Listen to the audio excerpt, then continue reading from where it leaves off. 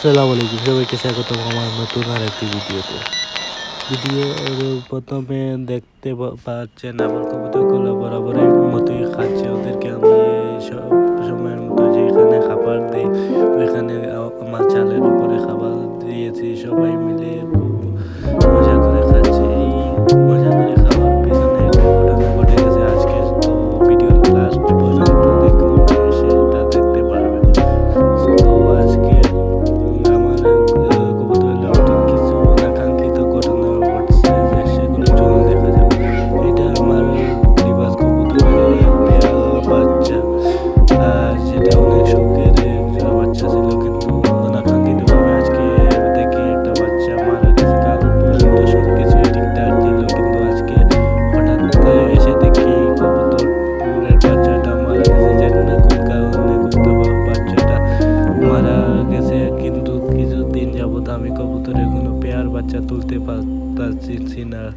Pair বাচ্চা হলেই একটা বাচ্চা মারা যাচ্ছে, কি কারণে সেটা বলতে পারতেছি না। সম্ভবত হয়তো কবুতরগুলো কোনো অসুখ বা কোনো কারণ হতে বা অন্য কোনো কারণে হতে পারে। এখানে এই কবুতরের নিচে একটা দেশি মুরগির ডিম দিই, কারণ এই কবুতরগুলোকে আমি রেস্টে দিতে চেয়েছিলাম, যার কারণে একটা দেশি মুরগির ডিম ওদের নিচে দিয়ে রেখেছি।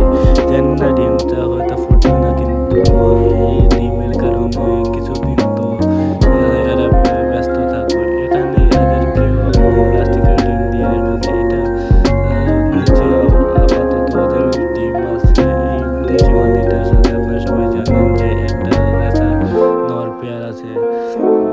এই দেখেন, ভিডিও প্রথমে যেটা বলেছিলাম, ওরা আমার কে দেখে খাবার খাওয়ার জন্য আমার সাথে এসে বসে কিরূপ অবস্থা করতেছে। আমি বসে আছি, আমার হাত সামনে দিয়ে রেখে তো ওরা উড়ে এসে আমার হাতে বসতে আছে, যেন ওরা বলতেছে আমাদের খাবার দাও, খাবার দাও। তো আমাকে অনেক সময় কনভিন্স করবার জন্য এর উপয়োগ করে, যে ওদের বেশি খিদা লাগলে এসে আমার হাতে বসে, তাই ওদেরকে আমি খাবার দিলাম। এ দেখতে পাচ্ছেন আমার হাতে কিন্তু ধান খাওয়ার জন্য ওরা পাগল হয়ে আছে, কারণ সকালবেলা কবুতরগুলো ছাড়ার পর থেকে ওদের এখনো খাবার দেয়নি, যার কারণে এরা আমাকে এসে প্রথমে কনভিন্স করলো, পরে ওদের আমি খাবার দিলাম। তারপর ওদের খাবার পানি দিয়ে আজকের মতো ওদের